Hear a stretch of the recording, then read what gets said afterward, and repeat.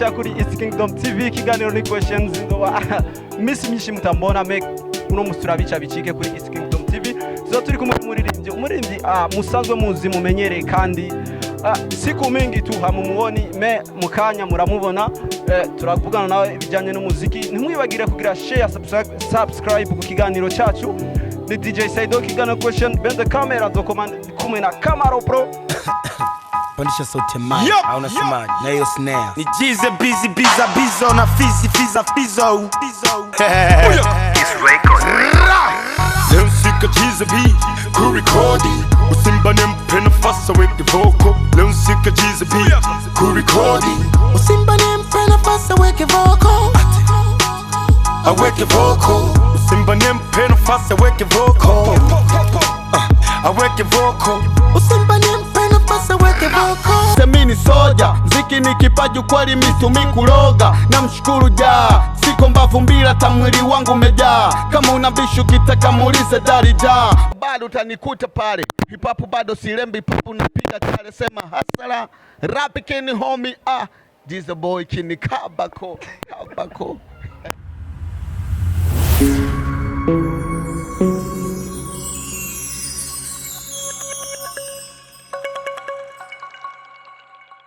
urimba kugira bakumve cyangwa wigirire promotion cyangwa publicity. Okay, umbajije neza cyane. Je ndirimba kubera nshobore gusohora icyiyumviro ciwanje gishobore kwigisha benshi. Hama umunsi nzohitamo yuko umuziki wa business yiwanje ivyo byose nzobikora kandi bigende ku murongo. Hariho n'abantu nzorondera bazoba bajejwe nako kazi kuko umuziki usaba ibintu byinshi cyane. Je nyene sinshobora kuvyishoboza. Nico gituma nshobora kuba mfise equipe yiwanje. Ubwo bugerero bwa equipe ntabwo ndaronka. Muboronka umuntu avuga ati gize bijengira ngufate ndagufashe mu muziki mbe manager wawe vyeme. Nawo kwanga manager mugabo bivana n'inyungu ubona ko irimo. Kuko sinofata akazi nshobora guhembwa nk'imiliyoni 2 ngo ndiko ndakanganisha n'iraki 2. C'est une suite de mots qui ne sens. Na sense. Nico gituma rero ikintu cyose uraraba karusho ego mukimwe gusa nemeye umuziki sinzobuheba kuko ni freestyle yiwanje kandi nkunda cyane uzokora nka freestyle jize mu Burundi ko turumva kumenga hariko harumvikana umurapere umwe sinzi nimba wowe uje kumufuka ari we Bface no tumaze imisi twumva arapa ingoma ziyo ziko zirakora ibikora inka sinzi nimba nawe ko oba uje kumufuta je sinovuga ngo nje kumufuta ahubwo nzoba nje kumutera intege kuko zijya ntege afise twe twazitanguye kera kandi nibaze ko jewe Gizebi nashoboye kumufasha byinshi kubera ashobore kuduga muri Traybeca nije namutwayeyo kugeza hagira amakontra bo na radio bagenda kugira n'indirimbo hanze ivyo zose byari kubera ivyo afise bya hip hop mu mutwe wiwe ntibifubusa ahubwo nabahura bamwanka canke batamwiyumvamo mugihe ariko arakora neza kandi akabashiramo inkoga n'inguvu niba mu supporting ashobore kuduga nta ngorane. Jize none nta gikogwa mwo muko murategura nawe muvuga ati je muri no project ndiko ndagira imiziki ndiko ndakora ndashaka kugira collab na Bface. Mbo Bface nibaze neza ko ari mon frère wanje kandi no musaba ko turirimba ntiyo kwanga. Ico ni cyambere kubera arazi ko twahuriye mu minyuro myinshi ikuri ivyo sino bifata ko ikice kinini cyane ni mufere wanje kandi turi mu mugwi wa style imwe ntacyo mbona cyo tuma adashobora kugira korabona jewe nuko jewe ntarahitamo umunsi nzohitamo ni nkuko nawe nashobora guhitamo ati Jize urazi ko arashobora kuza kumbwira tugakora collab byo nibisanzwe. Jize bivugwa ko nkuko uri kurabivuga ati negeza gukora akazi akandi kazi kanyinjiriza amafaranga menshi ko nokora ijya collab mwakoze na Big Farious niwe yakuronde cyangwa niwe wamuronde. Ego Fizo ni mafere wanje twasanze dukorana ubuzi bwinshi cyane kandi jewe kugira mpitemo gufata microphone ndirimba hariho byinshi nakora mu muziki narashobora kwandika canke nka tanga ide mugabo bivanye nuko nabona indirimbo yiwanje ya mbere natangiye kuri codinga twari kumuje na T-Max naitwa Jize niyo ya mbere ninjira muri studio Oya mshikaji, poa sana. Unasema unaitwa nani? Naitwa Jize. Unasema? Naitwa Jize na pote nilipo natahi kila mtu ajiulize. Hapo unanichanganya kidogo. Unasema jina lako nani? Naitwa Jize. Unasema? Naitwa Jize na pote nilipo natahi kila mtu ajiulize. Bab kubwa. Bwana una verse ya pili? Ndio DJ. Hebu chana basi tusikie. ibaze ko ijya yari ide ata muntu numwe ayifise ngaha mu Burundi. Naitwa Jize mu kwikora. Mwarakoze audio muga video yatwayibonye umenga mwayikoreye muri studio cyangwa Big Farious wabonye ati Fizo ni agenda video ya ntizosohoka cyangwa wamufatiye hajya nyene kugira mugire video. Mbo twebwe twakoreye kuri idewe ashaka Farious. Farious yarafise urugendo avuga ati jewe kubera mfise urugendo nashaka image ntoyi dukorane na Jize kugira mfise urugendo nja mu Bufaransa. Reka rero murondere cameraman ashobore kundikodinga ngaha nyene hama ivyo bice by'iwanje azoraba ukuntu abigira. Mugabo umwanya twari tubufise wa video kandi nibaze ko atavi ntugira audio wanke video nibibaho. Jize ya n'indirimbo yakoze neza ngaha iwacu ngaha no hanze ibihugu irasohoka. Ya ndirimbo wewe kuri wewe ubona ijya ndirimbo yakugejeje? Ijya ndirimbo rangejeje kure cyane kubera narashoboye no gushika Tanzania kubera ijya ndirimbo twarabonanye na Proffessor J. Barakoranye? Ego turakoranye indirimbo. Indirimbo irahari? Ego irahari. None ko tutayumvise Jize no kurindira video. Umva mwarakoze audio mwayikoreye ino cyangwa mwayikoreye hariya muri Tanzania? Mwakoreye Tanzania azozino? Ninde mu masanamu tuzombona zino cyangwa uzomuko nije nzo musangayo kubera Proffessor J n'umuntu adasanzwe. Naje kugira ndamubone byarangoye cyane kandi n'indirimbo isa nkiri mu maboko yiwiwe. Yarabonye idemfise abona ko ari atarigera abona no muri Amerika he kubona umuntu ashobora kwinjira muri studio asaba kandi bikagendera ko ikaba ari indirimbo ntiyavyumvise cyangwa ntiyabibona. Twace dukora nawe indirimbo yitwa kurudisha waliopotea gugarura batakaye. Ego iyo ndirimbo twarayikoze kandi iri mu maboko yiwiwe. Ego hari umunsi yari yambwiye ngende tugire video naragiye nsanga yari afise safari yo kuja muri Ujeremani. Basi acambwira ati Jize ni murabi ibintu byose mu mukoranirize asubire mu Burundi hama umunsi nzoshika hajya ibizokenerwa byose nije nzobikora. Muga turibaza ko muri uno mwanya Proffessor J ubari muri Tanzania? Ego ari muri Tanzania kimwe gusa twama tuvugana mbwira ko ari mu bintu by'ibikorwa by'igihugu hama ni amara kumera ameze bien azompamagaza. Ego kandi ubu vuba.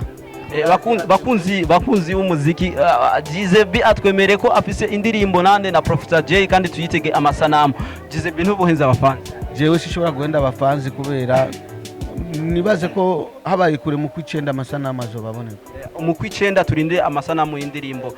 Jize B uvuze ati jewe umuziki sinda gukora nka business cyangwa kuri YouTube ntusanga uko umuziki ubu ugurirwa ku ma social media.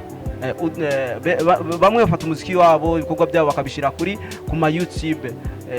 Jize bavuga ati jewe sishobora gushira umuziki wanje kuri YouTube.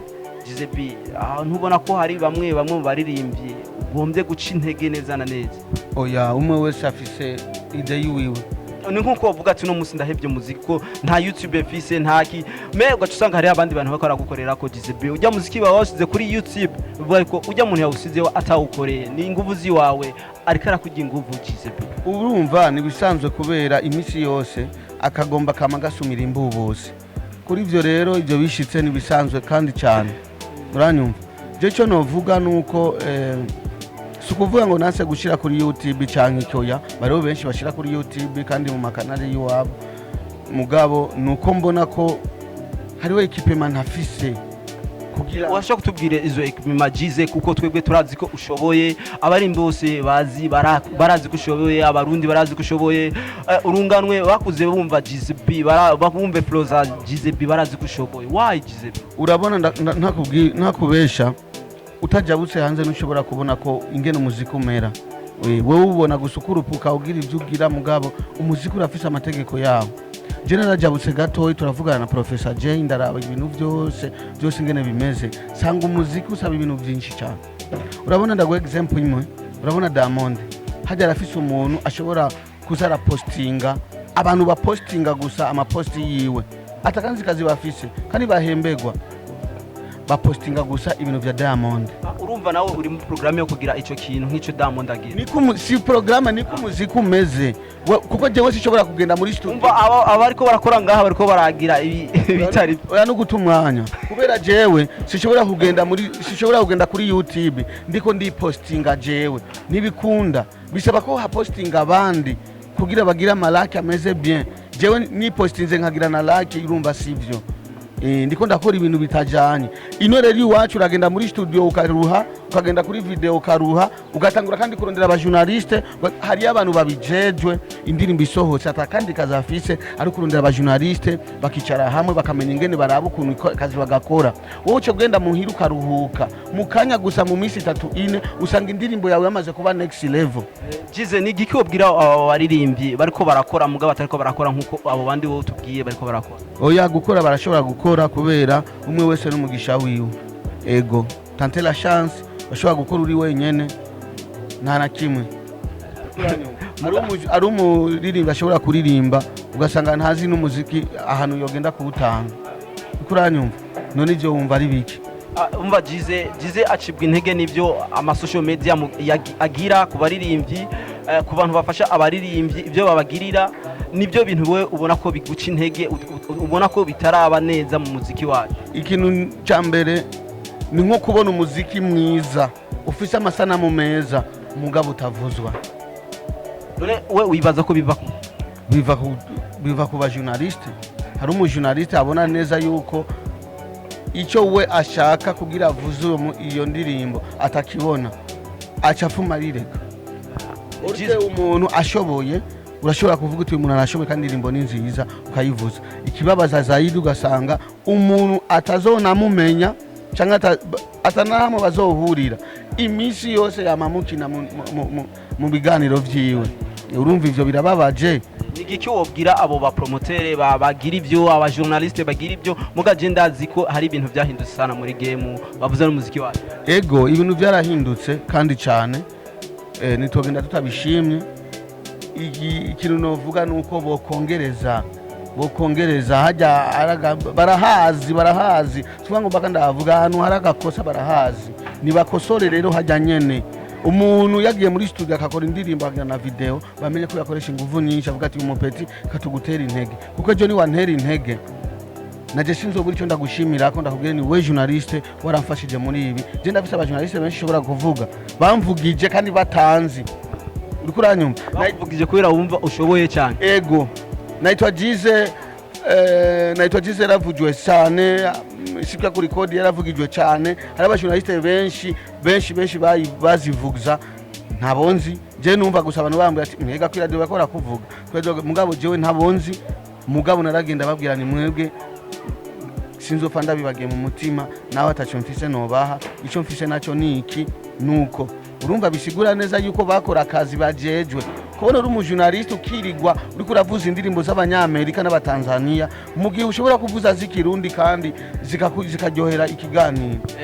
Jize nkuko tubwiye uko Jize bivuga yuko ko atasho nimwe ashobora kwitaba ngaha mu Burundi nk'ubo bogira show bakavuga ati baraguhamagaye wogenda canke wobasaba amahera y'umurengera kugira uvuga ati iki gikorwa cyacu wogenda ko canke ari kwitanga. Oya urumva nk'ubu ntasho nogira kuko ndiko nditegurira ivyo wanje bisha wayi nk'ubu kumva hari umuntu ateguye show ati Jize ndagukeneye uze guperforming imbere hajya oya ubu nivyo ukunda naho boguza bakaguhereza amahera ukeneye nto nivyo ukunda kweli cyangwa wowe cha amahera y'umurengera. Oya ndaca tegura ivyo wanje ni naheza nkabisohora bimaje kuja habona kugira abafanzi bose basubire kandi no gukora ikintu n'igihe apana kugenda ugira ibintu bitajanye nibibaho. Jize turavye aho umuziki ugeze urabona abaririmbyi ko barakora neza nuhe muririmbo uvuga ati je nokora nawo muri bino gihe bose babarundi bose bokora atanu mavuyemo yabo mu underground canke umu superstar bose je nokorana nabo kandi nubu ndiko tavugana na wewe hari amakorabo menshi maze gukorana n'abantu menshi why izo collabo zitumvikana korabo nibarazisohora kuko nta ruhusha ndatanga kuko zisohora. Jize urakoze kuza mu kiganiro cyacu gica kuri East Kingdom TV mbe niki wobwira abastare bohindura muri industry wacu y'umuziki? Mbo umuziki wacu nujya nyene nuhinduka imisi yose nujya nyene itariki 30 kandi rero kugira uhinduke bisaba ibintu byinshi cyane. Nigiki udakunda muri uno muziki bakora kino gihe? Icyo nakunda oya nta na kimwe barakora kandi baritanga. Utarajya muri iyo kamera rero nta ndirimbo uri kurakora. Izo ni kamera zijyamo aba Tanzania, abanyarwanda. Twitege ko na Gizebi azoyinjiramo. Mbo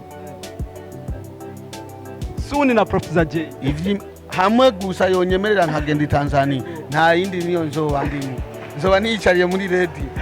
Kubera nivyo byuzuye kandi ndavye ukuntu bimeze ni original nta bintu by'uburofa birimo. Kuko Proffessor J avuga ati eba nagize iyi ndirimbo ni indirimbo yiwanje jewe. Ko twavuganye tukagira iyi ndirimbo igahera jewe icyo nshaka gusa shaka ko yosohoka. Naho yomfasha igasohoka iri audio no ryoherwa. Ikibazo rero jewe ndiko ngwana kusohoka orike nawe ayibonamo projet nini cyane.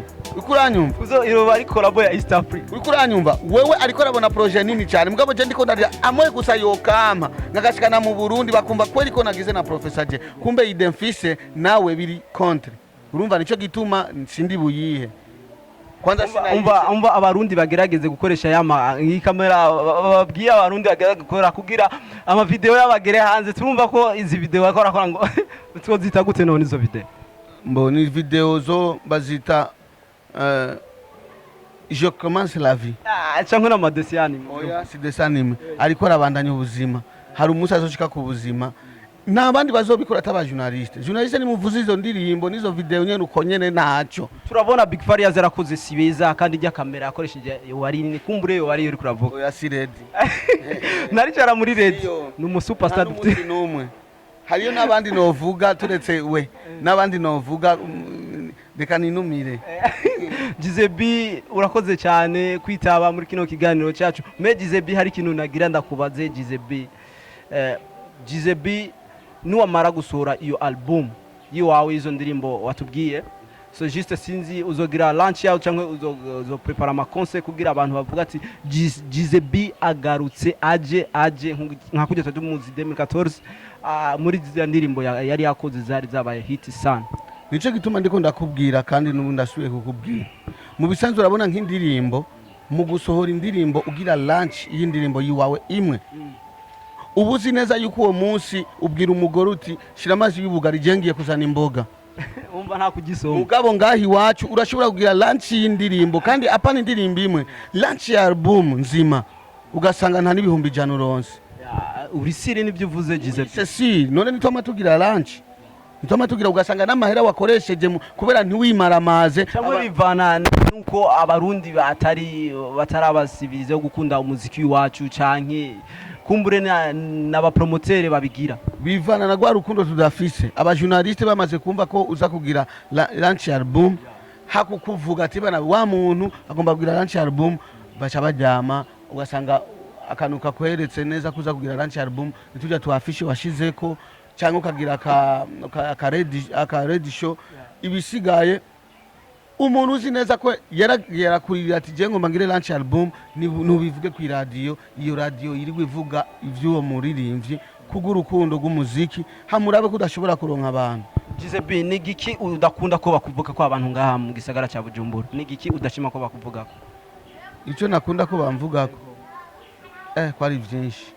Ushaka tubwira kimwe muri ibyo ati je sinkunde kinini. Ikintu cya mbere ntakunda ngaha mu gisagara cya Bujumbura sinkunda umuntu ashobora kuvuga yuko jewe nahevye umuziki. Nigiki wababwira no babwira yuko borema kandi umuziki wagize uzoza kandi uzoba ari top kabisa. Uzobuje gufuta imiziki yiwe yari afise yose ngaha mu gisagara. Inzo ndirimbo zanje zitanu ni indirimbo zitondewe ni indirimbo ziri mu mudiho mwiza cyane wa hip hop umwe wese azo kuko harimo urukundo harimo kwigisha harimo kuyibona kuko umva cyakindi bavuga hip hop ni majigambo ego napasha nijione kabisa. Umva rero uzo kwishira hejuru gusumba nkuko wari wisize hejuru muri zijyana naitwa Gize mbo natega sikio nakwambia nakuchukomba tega sikio ikibidi sauti hii weka pase kwenye redio wadisie wote waliongea misoko moko kwamba Jiza wezi acha hip hop studio ataingiza voko. Mzee, hiyo mstari unaenda mzee. Bado hapo nilikuwa nashtua. Wasionitambua ipo siku watanijua. Hakimiliki kupata message ajua. Na hata nikikosa Jiza boy mimi siwezi jiua. Abakunzi ba East Kingdom TV murabona ko ari Jizebi yabikoze kandi abarundi barabishima sana. Murumva ko afise ibintu bishasha ariko araza. Abakunzi ba East Kingdom TV ntabaduhenze ku ngoma Proffessor J turayirindiriye. Hama nigiki wobwira abafanzi bawe rero kuri uno muntu utanga kuri East Kingdom TV na East Kingdom TV kubwayo. Je cyo nobwira abafanzi banje ni bampinege kandi bakunde hip hop cyane. Hari abandi bariko barakora kandi barakoze byinshi cyane. Ego bifese yarakoze kandi n'umuntu twagumye tuvugana nkarabayidafise ide yiwe imeze bon. Kandi Imana yo mufasha karonka abantu bamusupportinga ashobora kuba umuntu ameze bon. Mbo Kiriku yarakoze neza. Ari narumvise aba paperi benshi barakoze neza. Na bari benshi nabi yo mukanyosha barakoze neza. Na Pava na Fabulov yarakoze neza. Bari benshi kandi ndashobora kuvuga ko niba bandanye kubera jewe mu Rwanda rw'iwanje mi papu sidadisi maana ni kipaji nimepewa kama ulisi umunsi n'umunsi ninaza nje ndazizoshikira hajya nyene nta ngorane kandi tuzofashanya kugira duteze imbere na hip hop. Hari ikindi kintu kikunda kumbabaza cyane ugasanga par exemple nka Primiziki bahora bategura ama competition ugasanga na ma R&B mugabo naho bategura ama R&B ugasanga abo bantu bose baza guparticipa baririmbye hip hop abafanzi bose baca basara none kubera ki batoshiramo na hip hop kugira ukunda hip hop aryoherwe n'ukunda R&B aryoherwe ugasanga bakubita ama R&B wikubitiye aga hip hop gusa gatoyi abafanzi bose bagaca basara. Aho washatse kubwira Brarudi ko namwe hogeraho umunsi kabahama. Brarudi nitegure ishiremo n'aba hip hop naho boduwa basi miliyoni avance anta uzoshobora hip hop akava mbere bamuha miliyoni uwo miliyoni ni bashaka ni bawuduhe twe tuwitegurire mugabo natwe duce hajya kugira babone iyi ngoga dufise nibiri mu mutwi wacu kubera iyo nizigwa itwice cyane kandi iyo mugiye hose muzogende mubivuga aba hip hop bo mu Burundi barafise inzigo na brasserie imenye yuko iduheranye kubera nta kuntu yofata abantu bakagira competition ya R&B hama aba hip hop bakabareka bakubita live hip hop live turayizi ni repetition ya 30 minutes nani saha ni baduhe rero natwege competition kandi amahera ya gashiri kabute ntidushaka ko bayaduha twebwe oya tuzoyironderera hama tuyashikane hajya bo bazoyatanga atari bo bayaronde mugabo gikuru gusa babone yuko bishoboka.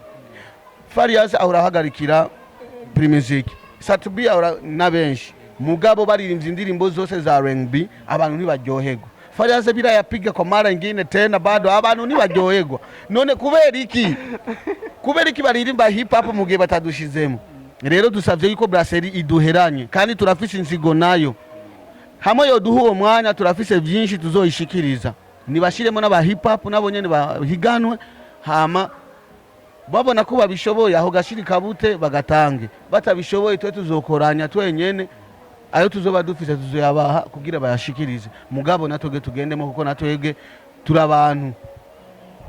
Urumva Brarudi n'abafanzi nimwe muri ko murabwibwa murabe mu Jizebi arafise ico bita inzigo ku mutima mbe kugira inzigo ihere ni Brarudi n'abafanzi bakunda hip hop bijamwe bakabigira hama Jizebi murakoze cyane kuduha uno mwanya w'iwanyu. Na Jizebi kamwe gusa ndifuza ko ndirimbira ijya ndirimbo kandi ari kumwe na Big Fizzo indirimbo zero nyinshi no ririmba je nshakijya hari akantu kanyoheye ngo sinkiri underground uriki just ndi underground mu superstar nasishaka kwenye matapana round panda shuka bado utanikuta pale hip hop bado silembi hip hop napiga tale sema hasala rap kini homie Jiza boy kini kabako